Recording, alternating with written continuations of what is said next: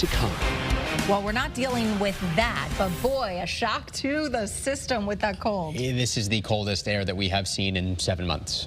Temperatures today peaked for many in the 30s.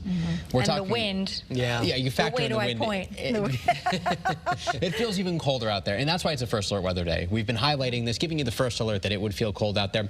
These are the actual high temperatures today. Nothing that was, to say, a record, but certainly noticeable out there, even along the shoreline, only around 40 degrees, more typical of what we would expect in, say, mid-December as opposed to mid-November. Now, over the last 6 hours, we've been tracking some of those snow showers across parts of New York, working their way closer to us. We have seen a lot of the flurry activity in Connecticut wind down, and that's something that we expected, and we actually expect to see those snow showers heading our way to break apart a bit. When it comes to the actual wind gusts, those higher sustained wind speeds, we will see those relax a bit too as the evening goes on, and especially overnight tonight. So thankfully, less of a wind chill factor looking ahead.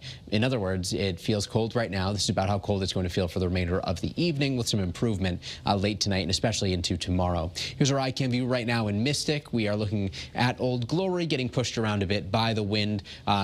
Not quite as dramatic as it looked earlier today when we had some even stronger wind across the state. The wind chill values actually start to climb a bit.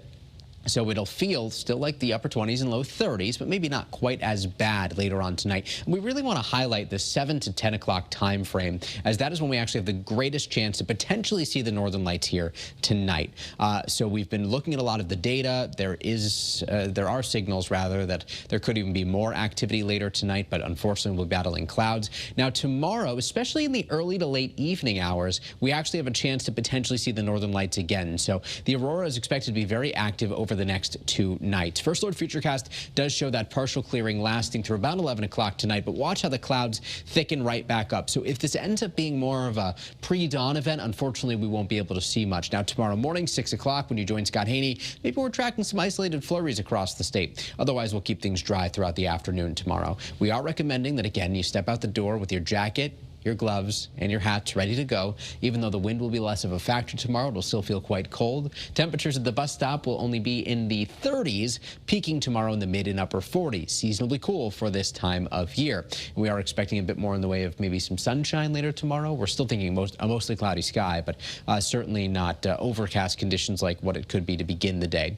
So we'll have this area of low pressure that drops south, and then by Thursday, this could allow for maybe an isolated rain shower. We do not expect much of an impact. Otherwise, just some lingering cloudiness out there on Thursday, staying breezy tomorrow and Thursday. Temperatures Thursday were actually forecast to peak on either side of 50 degrees. So we'll be watching things get a bit warmer as the week goes on. By Friday, 48. Partly mostly sunny, and then mostly sunny on Saturday. Great weather for UConn's next game at the Rent, but it will be a cold start, so your first alert to keep the jackets nearby for tailgating. Now, showers become likely starting on Sunday. First Alert Futurecast shows our next system dropping out of Canada Saturday into Sunday. This is 7 o'clock Sunday morning. We're in what we call the warm sector, so between the warm front and the cold front. That means milder air on Sunday before this all works its way out. We do think that the greatest risk for showers will be perhaps the first half of the day Sunday, but either way, showers are likely. It doesn't appear to be a washout, and temperatures will be in the 50s, breezy and chilly air Monday into Tuesday. Along the shoreline, we're near 50 tomorrow, into the 50s Thursday and Friday, back to the 50s on Sunday, and then 40s return for next week. Okay, Mike, thank you.